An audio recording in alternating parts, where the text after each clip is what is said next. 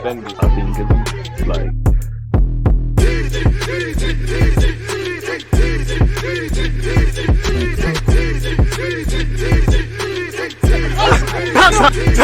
People deluded, I'm back again. Come on, Ian, man. Come on.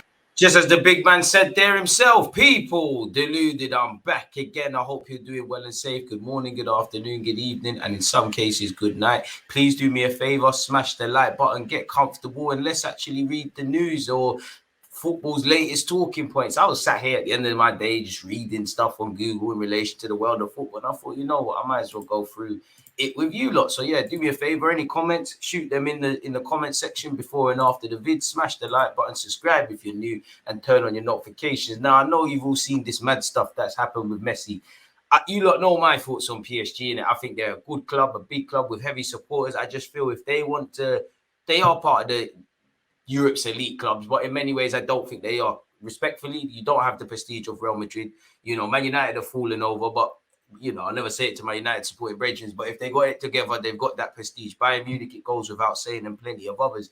I don't think to the level PSG want to play at, and for a club as fantastic as them, that it's ran properly. I don't think it's ran properly on a tactical basis. That's actually what they're lacking. Someone like Carlo Ancelotti, I think it's disrespectful how people don't look at the little niggles and tweaks he does to his starting 11 tactically. You know, he doesn't wear the tight tracksuits, and he's not a fashionista, so people think he's just going out there lifting up his eyebrows and then they're winning the Champions League. That's so naive. You look at how he's reworked Camavinga at left back, what he's done in a various roles with actually Valverde, Vinicius development, and plenty of other things. PSG don't have these things. They've tried a lot of coaches. They've flirted with the Champions League final. But if they were better tactically and were, by all means, get as many names as you want, but if they were more focused on the tactical elements of football, they'd be a lot better team. And I think they need a coach for that. Who? I don't know. I think there's plenty of coaches that could do that in theory without naming names. But when you've got PSG and you've got the name brand they have and the players they have, rightly so, why their fans are going mad, you know, just peaceful protests that I'm advocating. You know, it's ran like a bit of a joke. It's just a brand thing. It's a Harlem Globetrotters thing. And they probably need a manager whose name kind of holds weight. They've been linked with Jose Mourinho. I'm sure there's a bunch of others. A manager and a man who, his name, obviously, for example, you know, Messi's been suspended, as you see here. And I'm not saying Messi's a bad person, best ever. But let's just say Messi was carrying on with certain things. If you're Jose Mourinho, his name is not as big as Lionel Messi, but you get the point. His name kind of holds weight. It's Jose. He commands respect. Managers have fell foul of that, especially at big clubs and in present football, where, as you lot know, you have to be a good people's person. You have to make sure players are like divas in today's day and age. You know, you look at Chelsea, who Arsenal beat 3-1 recently. I think they suffered that fate when you look at Graham Potter, amongst other things. But for what it says here, let me know your thoughts. Lionel Messi suspended by Paris Saint-Germain after 2 days Saudi Arabia trip. Now, I've looked at this, or what I mean by that is I've seen it trending on Twitter, but I don't actually know why. I guess that he's gone and done something without permission. He's been linked with leaving Paris Saint-Germain, actually staying there as well, and going back to Barcelona, and actually offers from the Middle East, ironically, which is starting to make sense. Apparently, the player's pay will be docked during suspension. Now, it's Messi, and if anyone wants to get away with these things, it would be Lionel Messi. But they have to, you know, if Messi can do things, then players who are not Messi and can't really be in that position will start acting up, really. So they've kind of had to nip it in the bud. Lionel Messi has been suspended for 2 weeks after an unauthorized trip for 2 days to Saudi Arabia and will not have his contract renewed, reports French sports daily L'Equipe. The World Cup winner is banned from playing or training with the team, and his pay will be docked during his suspension. Messi signed an optional third-year clause in his contract when he first arrived in 2021. Club officials have decided not to activate it. Messi, who has a role as a tourism ambassador for Saudi Arabia, probably grooming him to one day play in the Middle East when he's done in top divisions, will miss, obviously, the games against Troyes and Jaco. I know that's probably got a French accent, and I know I've butchered that, apologies, but may return for the match against Auxerre on the 21st of May. Paris Saint-Germain are top of standards with 75 points for 33 matches. Paris Saint-Germain started in I'm reading the wrong thing. Messi started in Paris Saint-Germain's 3-1 home defeat by Lorient on Sunday. As you know, Paris Saint-Germain are top of the table by 5 points, just behind second place Marseille. The Saudi Arabia Minister of Tourism, Ahmed Al Khatib, apologies for mispronunciation, posted a welcome message to Messi on Twitter on Monday, and on Tuesday posted further photos of Messi and his family visiting the country. As you lot can see here, there's many benefits from having the best player ever visit your country, among just seeing the rich natural beauty that I'm sure Saudi Arabia, like every country, has to offer in its own way. Fabrizio Romano has said PSG consider Messi's suspension already valid starting from today, includes group training sessions and games for the next 2 weeks. No official statement planned or expected today at this stage, so he gets an extended holiday. He's also doubled up and said Messi will leave PSG at the end of the season. There are no doubts about that move anymore. Behind the scenes, it's now understood that Lionel Messi's father, George, communicated the decision to PSG already 1 month ago. Due to the project, it was the final breaking point. And obviously, it's Messi, isn't it? He doesn't see a project, which you can't say he saw at Barcelona during the latter stages of his career there, really. Barca weren't the Barca they have been.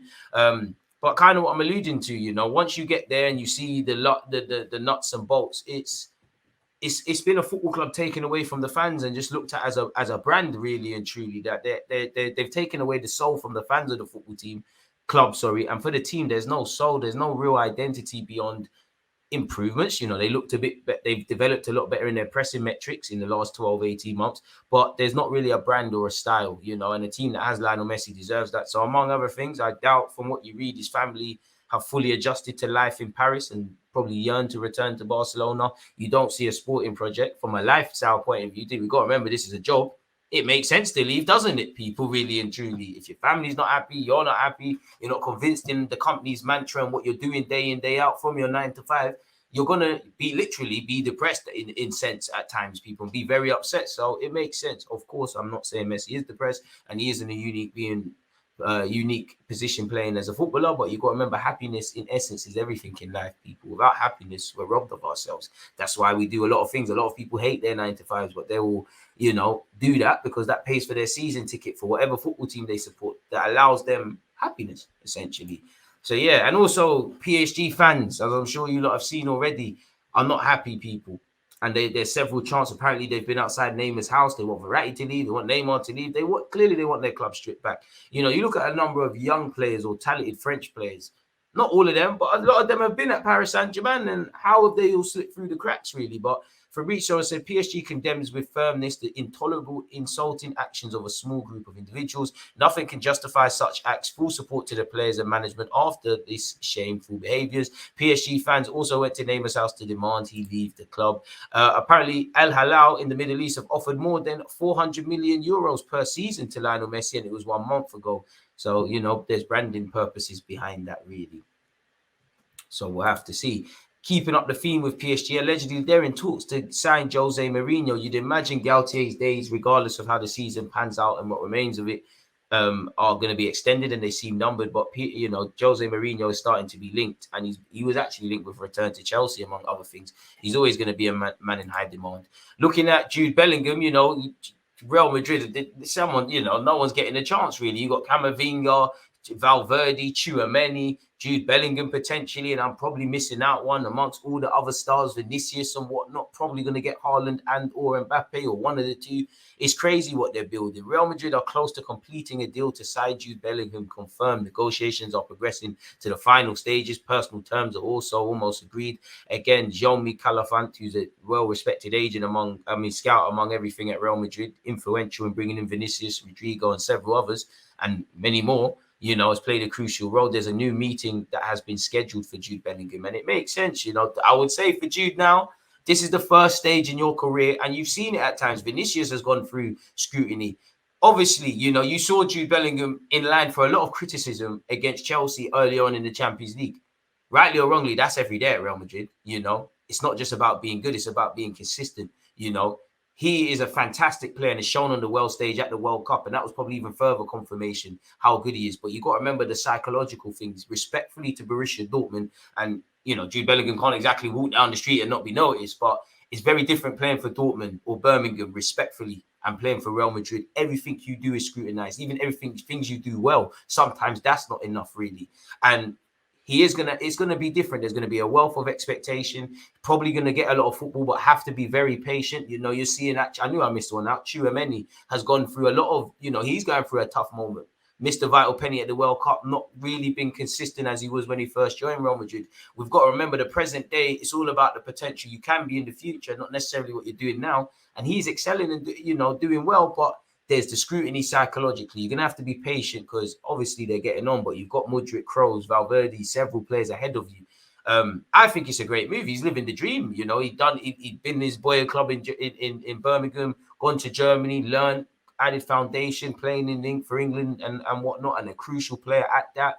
Going to Real Madrid, going to win a lot of stuff, develop. Not too many players can say they've played for Real Madrid, especially young English players of present day or in my 28 years, my lifetime. It's the abroad thing hasn't always been there with the English players. We're kind of getting there.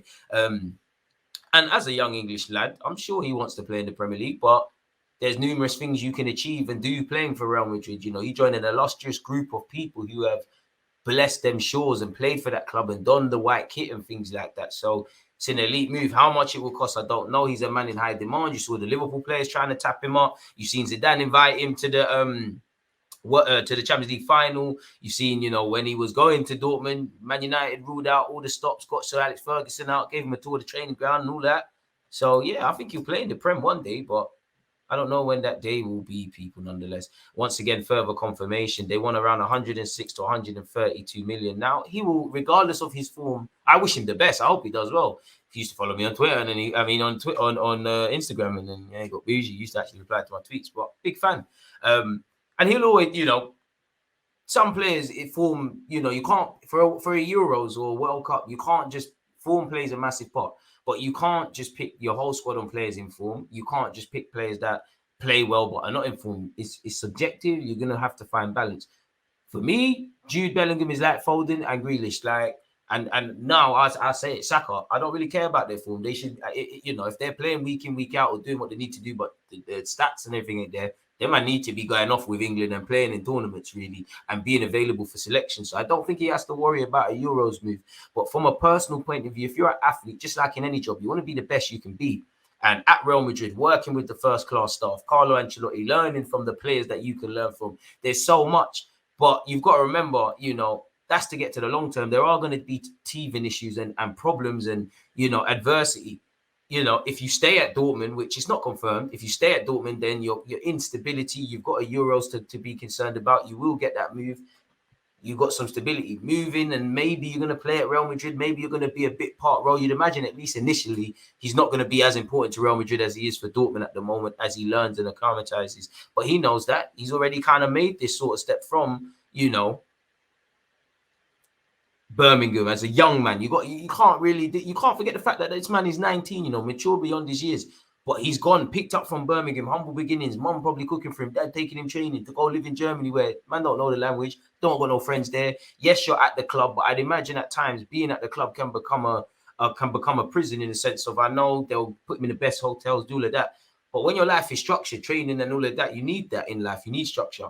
But there's no human element. You might, you know, even going to the shop to buy ice cream is a mad experience. You know, I'm sure he lives in the nicest part of town, but in any walk of life, in any country, in any city, you know, you take one too many lefts and rights and walk down too many streets and stuff, and the atmosphere don't look the same. You're in trouble. So he's kind of prepared for that, isn't it?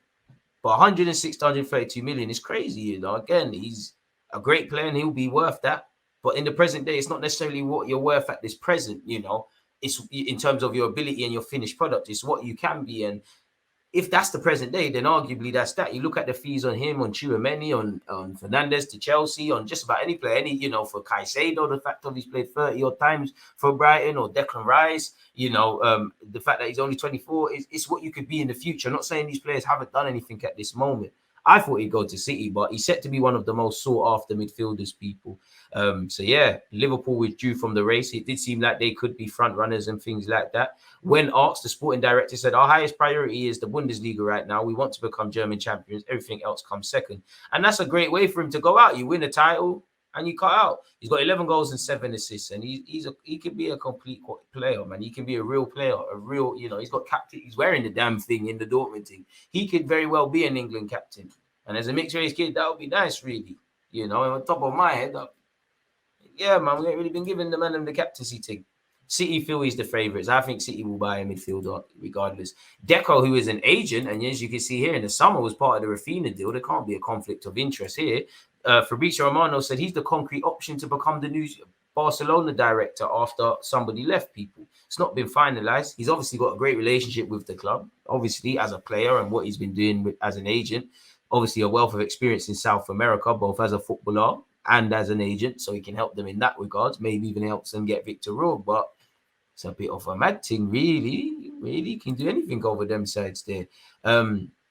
So yeah, I think that's all we was here to speak about. This is just what I was looking at. I felt when the dust settled, I did feel sorry for Aubameyang. You know, you can see here what a man went through in his life.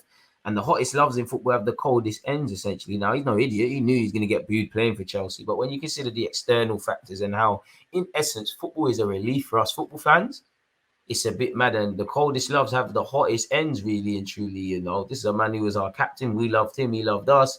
I won't quite say hate, and I don't think Arsenal fans can hate him. And hate is a strong word, especially I know football captures emotion, but you don't know him as a person. And he hasn't done any malice things. He's just played for a rival football club. Football is more important than life to me, but we got to remember it's just a game as much as this game has stopped towards. So it was harsh, and it did hurt me once we looked past. And I'm not talking about the banter and the playfulness of football. It did hurt me when I sat there and I did, you know, his Instagram response. And he said, you know, sometimes people forget what's real life and forget how you can't control what's happened. And to be fair, you've got to remember his context behind things. There's three sides to every story: Arteta's side, Aubameyang's side, and the truth in relation to Arsenal. And it's not been nice. Like it says here, people, he's caught malaria. He lost a loved one in his mum. It didn't end, you know, at Arsenal well, at being our captain and being short of 100 goals. You know, he's been booed up and down the country. His team, well, life ain't going well. He's had to move his family from London to Barca, back to London again. Unfortunately, the house has been robbed. You know, you got football players are very strong mentally, but boy, man. So away from just the playful banter in football, and I'm sure Aubameyang's not referring to that, it does break your heart almost seeing that, if you're honest with you, man. But yeah, that's what's going on in the latest news, just in the footballing world that I've come across. People, please let me know your opinions, comment, subscribe. Do check out the rest of the videos. Stay blessed, stay safe, and I'll link you lot again soon. You always use that. Active red flag, defenders. I think it's like